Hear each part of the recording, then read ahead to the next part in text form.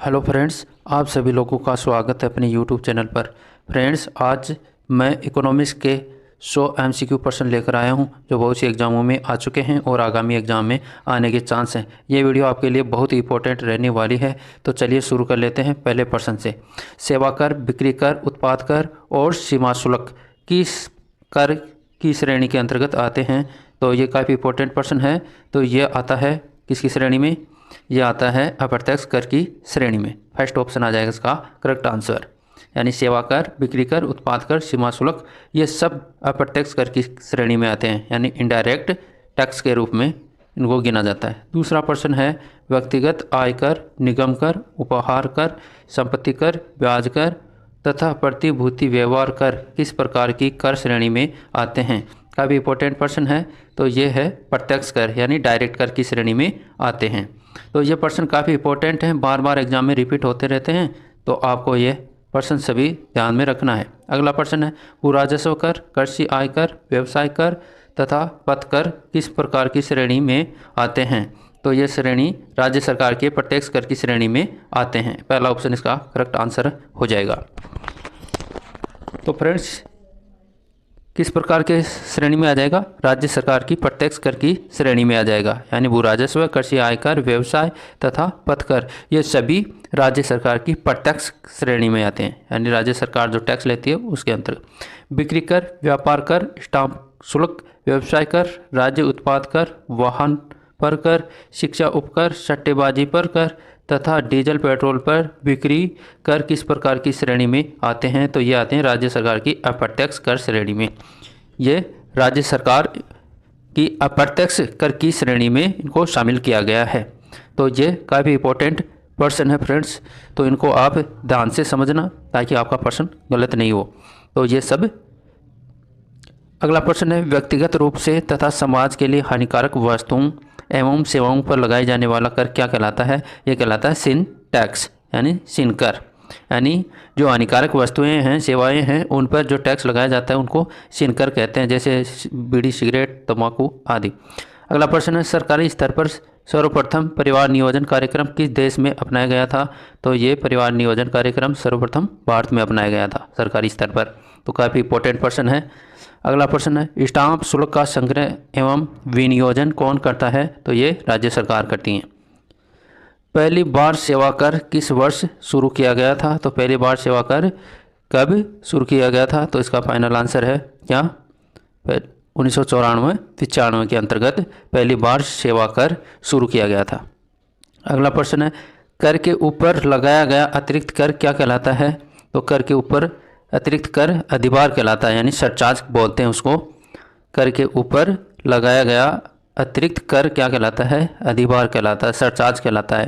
यानी किसी वस्तु पर टैक्स लगाया जाता है और उस टैक्स के ऊपर और टैक्स लगा दिया जाता है तो उसे अधिभार कहते हैं। भारत में जीएसटी को अपनाने वाला पहला राज्य कौन सा है? तो जीएसटी अपनाने वाला पहला राज्य असम है। इसका फाइनल आंसर क्या आ जाएगा? सी ऑप्शन आ जाएगा। यानी जीएसटी अपनाने वाला पहला राज्य कौन सा था? असम था। अगला प्रश्न है कर ढांचे में सुधार के लिए सुझाव देने हेतु किस समिति का गठन किया गया था? तो ये इसका आंसर आ जाएगा चलैया समिति 1991। यानी चलैया समिति ने ही कर ढांचे में सुधार के लिए सुझाव दिया था और उस समिति का गठन चलैया समिति के अनुसार किया। भारत में सबसे ज़्यादा राजस्व किससे प्राप्त होता है? तो काफ़ी इंपॉर्टेंट प्रश्न है। तो सबसे ज़्यादा राजस्व किससे प्राप्त होता है? ये उत्पाद शुल्क से। पहला ऑप्शन आ जाएगा इसका करेक्ट आंसर। तो सबसे ज़्यादा राजस्व भारत सरकार को उत्पाद शुल्क से प्राप्त होता है, यानी प्रोडक्शन टैक्स। उत्पाद शुल्क आ जाएगा इसका आंसर। तो प्रश्न आ जाए कि भारत में सबसे ज़्यादा राजस्व किसे मिलता है? तो सबसे ज़्यादा राजस्व मिलता है उत्पाद शुल्क के रूप में। अगला प्रश्न है वोचु समिति का संबंध किस कार्य क्षेत्र से है? तो प्रत्यक्ष कर से वोचु समिति का संबंध है। अगला प्रश्न है एल के झा समिति का संबंध किस कार्य क्षेत्र से है? तो ये अप्रत्यक्ष कर से संबंधित है। काफ़ी इंपॉर्टेंट प्रश्न है। अगला प्रश्न है विश्वव्यापी महामंदी द ग्रेट डिप्रेशन कब हुआ? तो 1929 में। डिप्रेशन 1929 में हुआ था, सबसे विश्वव्यापी महामंदी। अगला प्रश्न है नीति आयोग के उपाध्यक्ष की नियुक्ति कौन करता है? तो नीति आयोग की नियुक्ति प्रधानमंत्री करते हैं और नीति आयोग के अध्यक्ष प्रधानमंत्री ही होते हैं। तो तो उपाध्यक्ष की नियुक्ति भी कौन करते हैं? प्रधानमंत्री करते हैं। तो काफ़ी एग्जाम में पूछा गया प्रश्न है। तो नीति आयोग की स्थापना कब हुई? 1 जनवरी 2015 को। तो नीति आयोग की स्थापना किसके स्थान पर हुई? योजना आयोग के स्थान पर नीति आयोग की स्थापना की गई थी। अगला प्रश्न है, थोक मूल्य सूचकांक कौन जारी करता है? तो वाणिज्य और उद्योग मंत्रालय थोक मूल्य सूचकांक जारी करता है। अगला प्रश्न है, विवाद से विश्वास योजना किससे संबंधित है? तो ये विवादित कर राशि के भुगतान से संबंधित है। विवाद से विश्वास योजना किससे संबंधित है? विवादित कर राशि के भुगतान से। वेट सिद्धांत का प्रतिपादन किसने किया था? तो विल्हेम वॉन सीमेंस ने किया था 1918 ईस्वी में। वेट सिद्धांत का प्रतिपादन किया था विल्हेम वॉन सीमेंस 1918 में। राज्य स्तर पर वेट किस कर के स्थान पर लागू हुआ था? यानी वेट की वैल्यू एडिड टैक्स यानी बिक्री कर के स्थान पे इसको लागू किया गया था। काले धन को सफ़ेद वेद करने की प्रक्रिया क्या कहलाती है? तो ये कहलाती है मनी लॉन्ड्रिंग। यानी काले धन को सफ़ेद धन के रूप में बदलने की प्रक्रिया मनी लॉन्ड्रिंग कहलाती है। काफ़ी इंपॉर्टेंट प्रश्न है, कई बार एग्जाम में आ चुका है। तो काले धन को सफ़ेद धन में बदलने की प्रक्रिया क्या कहलाती है? मनी लॉन्ड्रिंग कहलाती है।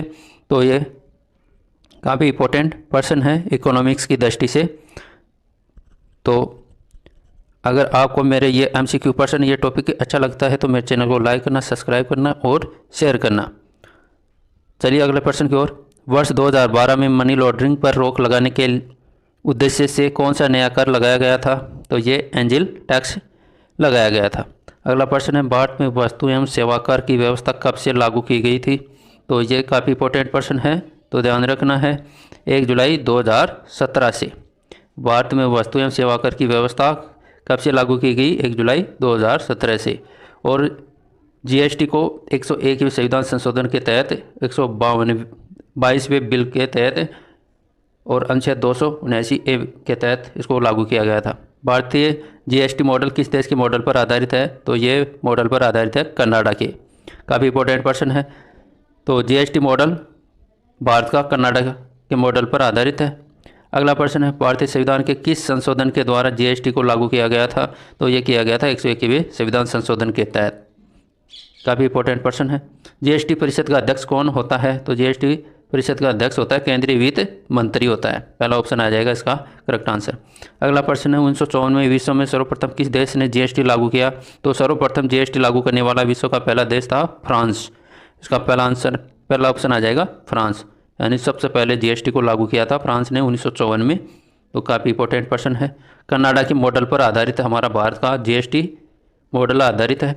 तो ये भी काफ़ी इंपॉर्टेंट प्रश्न है कि भारत का GST मॉडल किस देश के पर आधारित है? कनाडा पर। अगला प्रश्न है, GST परिषद में सम्मिलित कुल सदस्यों की संख्या थी 33। ये ऑप्शन आ जाएगा इसका करेक्ट आंसर। अगला प्रश्न है, भारत में GST पारित करने वाला पहला राज्य कौन सा था? तो ये असम राज्य था। सर्वप्रथम लागू करने वाला राज्य कौन सा था? असम ही था। अगला प्रश्न है, भारत में GST किस समिति की सिफारिश पर लागू किया गया था? तो विजय केलकर समिति के द्वारा। सी ऑप्शन आ जाएगा। सी ऑप्शन इसका सही आंसर है। GST पंजीकरण के कुल कितने अंक हैं? तो GST पंजीकरण में कुल कितने अंक होते हैं? तो GSTIN, तो इनकी अलग अलग अक्षरों की फुल फॉर्म आपको ध्यान में रखना है। जी का मतलब good service tax integrate network हो जाएगा। तो ये नेटवर्क वाला क्वेश्चन है, FCI वाले एग्जाम के अंतर्गत पूछा गया प्रश्न था। तो काफ़ी इंपॉर्टेंट प्रश्न है, सभी की फुल फॉर्म आपको याद रखना जरूरी है। तो FCI के अंतर्गत एन का अर्थ फुल फॉर्म पूछा था कि एन का क्या मतलब है, तो आपको ध्यान रखना है। तो GST पंजीकरण में कुल कितने अंक होते हैं? तो 15 अंक होते हैं GST पंजीकरण में। ए ऑप्शन आ जाएगा इसका करेक्ट आंसर। GST पंजीकरण में कुल कितने अंक होते हैं? 15 अंक होते हैं। तो GST में 15 अंक आपको कैसे याद करना है? जैसे मान लो अब आधार कार्ड में 12 अंक होते हैं, 12 में 3 जोड़ दीजिए 15 हो जाएगा। GST एन में एन का तात्पर्य क्या है? तो एन का तात्पर्य मैंने बताया था कि FCI की एग्जाम में ये पूछा गया प्रश्न है। तो एन का मतलब हो जाएगा नेटवर्क। बी ऑप्शन आ जाएगा। ठीक है, तो इसका आंसर क्या आ जाएगा? बी ऑप्शन करेक्ट आंसर हो जाएगा नेटवर्क। अगला प्रश्न है, GST दिवस कब मनाया जाता है? तो ये काफ़ी इंपॉर्टेंट प्रश्न है। तो GST 1 जुलाई 2017 को लागू हुआ था। तो 1 जुलाई को प्रतिवर्ष GST दिवस मनाया जाता है। जीएसटी की चोरी करने में कितने साल की सज़ा का प्रावधान है? तो जीएसटी चोरी करने के लिए 5 वर्ष की सज़ा का प्रावधान किया गया है। अगला प्रश्न है, संविधान के किस अनुच्छेद के तहत जीएसटी परिषद का गठन किया गया है? तो इसका आंसर आ जाएगा पहला ऑप्शन, अनुच्छेद 279A में जीएसटी परिषद का गठन किया गया है। अगला प्रश्न है, जीएसटी के कितने प्रकार के हैं? 3 प्रकार, काफ़ी इंपॉर्टेंट है। जीएसटी के प्रकार, सीजीएसटी, एसजीएसटी, आईजीएसटी। तो ये आपको ध्यान में रखना है। जीएसटी के कितने प्रकार होते हैं? 3 प्रकार होते हैं। ठीक है, तो 3 प्रकार आपको याद रखना है। अगला प्रश्न है, वार्षिक वित्तीय विवरण बजट का उल्लेख संविधान के किस अनुच्छेद में है? तो काफ़ी इंपॉर्टेंट प्रश्न है। तो वार्षिक वित्तीय विवरण का उल्लेख संविधान के किस अनुच्छेद में है? तो ये है 112, अनुच्छेद संख्या 112 के अंतर्गत वार्षिक वित्तीय विवरण का उल्लेख किया गया है। तो काफ़ी इंपॉर्टेंट प्रश्न है। वैसे संविधान में इसका विशेष तौर से प्रयोग नहीं किया गया है, लेकिन ये बजट शब्द है वो अनुच्छेद 112 में दर्शाया गया है। और धन विधेयक पूछे तो आपको 110, अनुच्छेद 110 में आ जाएगा। और वार्षिक वित्तीय विवरण पूछे तो अनुच्छेद 112 आ जाएगा। अगला प्रश्न है, भारत में बजट प्रणाली की शुरुआत करने का श्रेय किस वायसराय को जाता है? तो बजट प्रणाली काफ़ी इंपॉर्टेंट प्रश्न है। तो ये आ जाएगा लॉर्ड कैनिंग के द्वारा।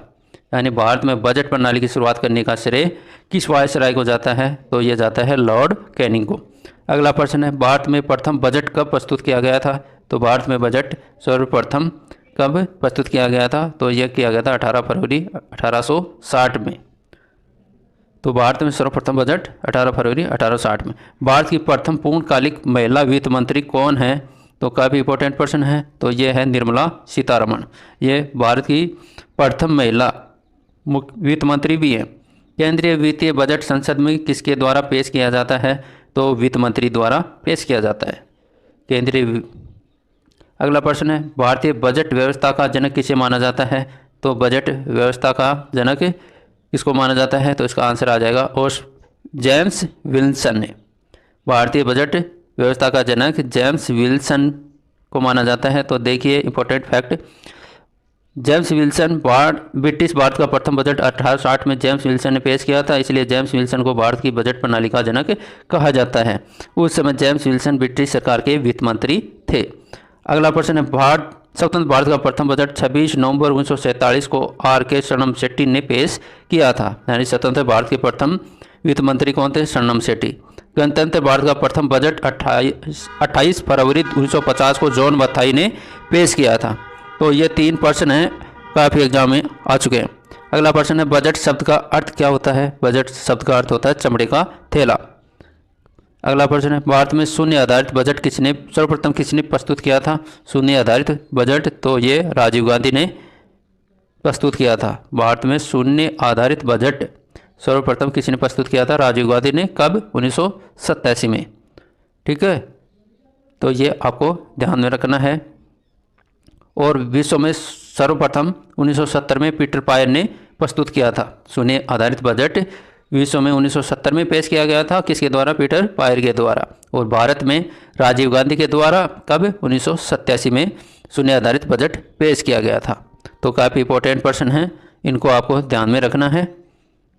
अगर ये टॉपिक आपको अच्छा लगता है या मेरा तरीका अच्छा है, ये मेरे MCQ अच्छे लगते हैं, तो मेरे चैनल को लाइक करना, सब्सक्राइब करना और शेयर करना। चलिए अगले प्रश्न की ओर चलते हैं। क्या है अगला प्रश्न? राजकोषीय घाटे की अवधारणा किस समिति ने प्रस्तुत की थी? तो ये आ जाएगा क्या?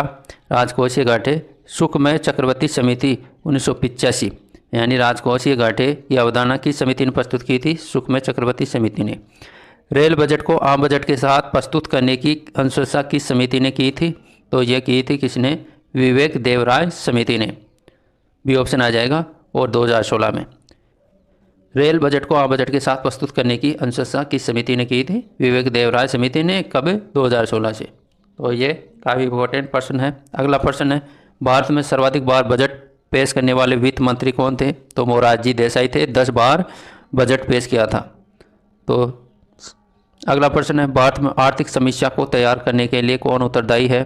तो आर्थिक समीक्षा को वित्त मंत्री।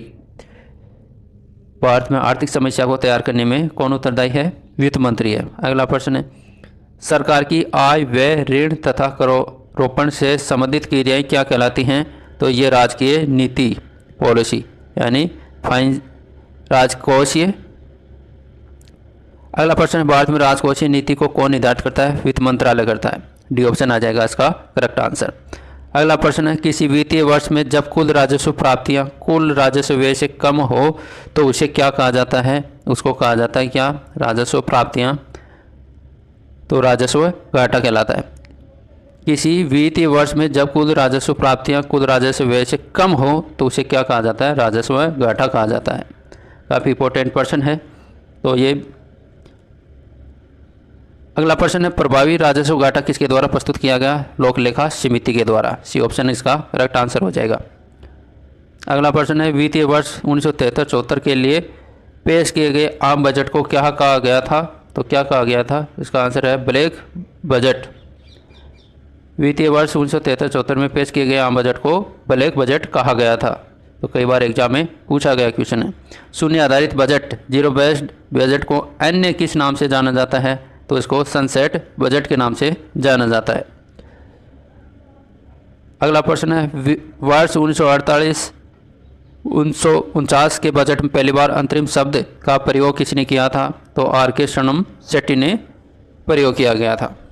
अगला प्रश्न है, भारतीय संविधान में कृषि को किस सूची में रखा गया है, यानी किस अनुसूची के अंतर्गत शामिल किया गया है?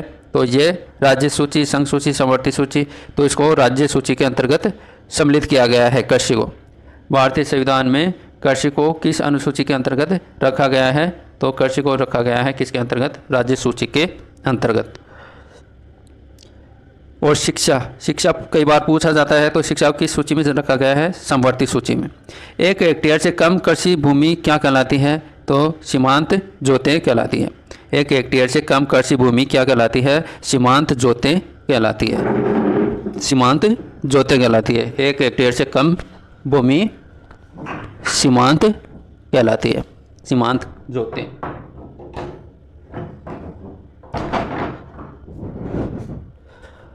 यानी 2 हेक्टेयर को लघु सीमांत और 10 हेक्टेयर से अधिक आ जाएगा क्या?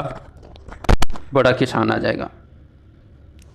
तो कई बार पूछा जाता है कि 1 हेक्टेयर से कम कृषि भूमि सीमांत, 2 हेक्टेयर से लघु यानी छोटे किसान और 10 हेक्टेयर से बड़े किसान। मौसम आधारित फसल बीमा योजना सर्वप्रथम किस राज्य द्वारा लागू की गई थी? तो मौसम आधारित फसल बीमा योजना सर्वप्रथम किस राज्य द्वारा लागू की गई थी? ये कर्नाटक के द्वारा लागू की गई थी। अगला प्रश्न है, राष्ट्रीय खाद्य सुरक्षा मिशन किस वर्ष प्रारंभ किया गया था? तो 2007-08 में खाद्य सुरक्षा मिशन लागू किया गया था। अगला प्रश्न है, राष्ट्रीय चावल शोध संस्थान कहाँ स्थित है? तो ये है कटक। कहाँ पड़ता है ये? उड़ीसा के अंतर्गत। तो राष्ट्रीय चावल शोध संस्थान कटक में है, जो उड़ीसा में है। अगला प्रश्न है, भारतीय गन्ना प्रजनन संस्थान ये कहाँ स्थित है? कोयम्बटूर।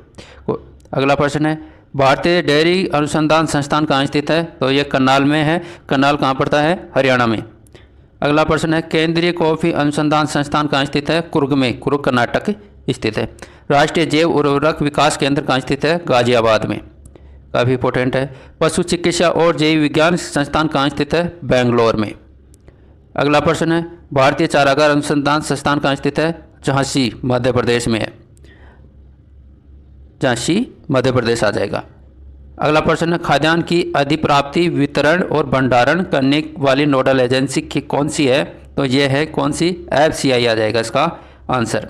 FCI खाद्यान्न की अधिप्राप्ति, वितरण और भंडारण करने की।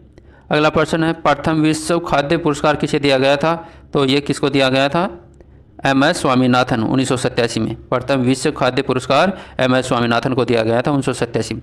भारत में प्रथम औद्योगिक नीति को घोषणा किसके द्वारा की गई? श्यामा प्रसाद मुखर्जी द्वारा 6 अप्रैल 1948 में। तो काफ़ी इंपॉर्टेंट प्रश्न है। प्रथम औद्योगिक क्रांति। भारत में लघु स्तर पर मुख्य उद्योग कौन सा है? तो हस्तकर्घ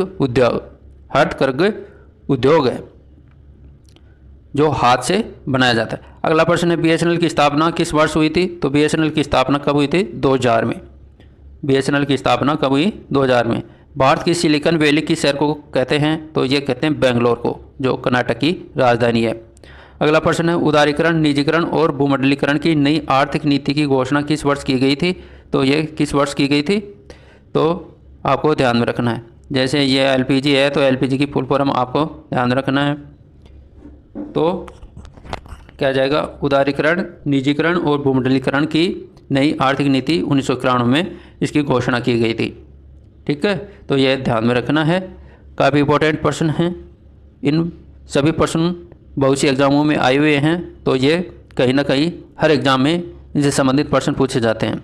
तो उदारीकरण, निजीकरण, भूमंडलीकरण की। अगला प्रश्न है, उद्योगों का वार्षिक सर्वेक्षण किसके द्वारा किया जाता है? राष्ट्रीय प्रतिरोध सर्वेक्षण संगठन द्वारा, NSSO के द्वारा इसका सर्वेक्षण किया जाता है। अगला प्रश्न है, सूचना क्रांति का जनक किसे कहा जाता है? ऑर्थर सी क्लार्क को कहा जाता है, यानी सूचना क्रांति का जनक ऑर्थर सी क्लार्क। मीरा सेठ समिति किससे संबंधित है? हथकरघा के विकास से, हथकरघा के विकास से। राउरकेला इस्पात संयंत्र स्थापना किस वर्ष की गई थी? तो इसकी स्थापना 1955 में की गई थी। 1955 में राउरकेला इस्पात की स्थापना की गई थी। और यह किस राज्य में स्थित है? राउरकेला उड़ीसा में, उड़ीसा में स्थित है। भारत में किस इस्पात संयंत्र की स्थापना में जर्मनी सहयोगी देश के रूप में था? तो ये था राउरकेला इस्पात संयंत्र के जर्मनी के सहयोग से देश में स्थापित किया गया था, तो राउरकेला इस्पात संयंत्र, तो ये ध्यान में रखना। तो ये इस्पात से संबंधित है। भिलाई इस्पात संयंत्र की स्थापना किस देश के सहयोग से हुई है? तो ये किस देश के सहयोग से हुई है? तो ये रूस के सहयोग से, यानी सोवियत संघ रूस के सहयोग से भिलाई इस्पात संयंत्र की स्थापना हुई है। दुर्गापुर इस्पात संयंत्र भारत के किस राज्य में स्थित है? तो दुर्गापुर है पश्चिम बंगाल में। 1955 में इसकी स्थापना हुई। दुर्गापुर इस्पात संयंत्र की स्थापना किस देश के सहयोग से हुई? ब्रिटेन के सहयोग से, बी ऑप्शन आ जाएगा। झारखंड में स्थित बाकोरो इस्पात संयंत्र की स्थापना किस वर्ष हुई थी? 1964 में हुई थी, ए ऑप्शन आ जाएगा। बाकोरो इस्पात संयंत्र की स्थापना किस देश के सहयोग से हुई? तो बाकोरो की स्थापना रूस के सहयोग से हुई थी, ए ऑप्शन आ जाएगा। तो ये काफ़ी इंपॉर्टेंट प्रश्न है। तीसरी पंचवर्षीय योजना के अंतर्गत बाकोरो की स्थापना हुई थी। ग्रामीण क्षेत्र में कितनी कैलोरी प्राप्त न कर सकने वाले व्यक्तियों को निर्धनता रेखा से नीचे माना जाता है? तो यह आ जाएगा, कितना आंसर आ जाएगा इसका, कौन सा आंसर? यानी ग्रामीण क्षेत्र में, यानी BPL, value point line, value poor line, ग्रामीण क्षेत्रों में कितनी कैलोरी प्राप्त न कर सकने वाले व्यक्ति की निर्धनता रेखा से नीचे माना जाता है? तो इसका आंसर क्या आ जाएगा? इसका आंसर आ जाएगा 2400 कैलोरी, बी ऑप्शन आ जाएगा। 2400 कैलोरी न प्राप्त करने वाले ये निर्धनता की श्रेणी में शामिल होंगे। अगला प्रश्न है, शहरी क्षेत्रों में कितनी कैलोरी प्राप्त न कर सकने वाले व्यक्तियों को निर्धनता रेखा से नीचे माना जाता है? यानी ग्रामीण क्षेत्र में 2400, शहरी क्षेत्र में 2100 कैलोरी न प्राप्त करने वालों को ग्रामीण या निर्धनता की श्रेणी में शामिल किया गया है। कौन सी समिति गरीबी रेखा की माप से संबंधित है? लकड़वाल समिति, लकड़वाल समिति गरीबी रेखा से संबंधित है। गरीबी रेखा का निर्धारण किसके द्वारा किया जाता है वर्तमान में? तो ये नीति आयोग द्वारा इसका निर्धारण किया जाता है वर्तमान समय में। आय के वितरण की विषमता की माप की सर्वाधिक प्रचलन विधि कौन सी है? तो काफ़ी इंपॉर्टेंट प्रश्न है, तो इसका आंसर क्या आ जाएगा? आय के वितरण की विषमता की माप सर्वाधिक प्रचलित विधि कौन सी है? तो ये है गिनी गुणांक, ए ऑप्शन आ जाएगा। गिनी गुणांक आय वितरण की विषमता की माप की सर्वाधिक प्रचलित विधि है। तो ये ऐसा वक्र होता है, इस वक्र के नीचे जो होता है वो तो गरीबी रेखा की श्रेणी को दर्शाता है, ऊपर वाला वक्र अमीरी की श्रेणी को दर्शाता है। तो आपको काफ़ी वक्र के द्वारा काफ़ी समझने में आसानी रहती है। तो भारत में वर्तमान में ये वक्र सर्वाधिक स्थिति में है। गिनी गुणांक को किसने विकसित किया था? तो गिनी गुणांक को सर्वप्रथम किसने विकसित किया था? तो ये किया था कोरोडो गिनी ने 1912 में, कोरोडो गिनी ने 1912 में।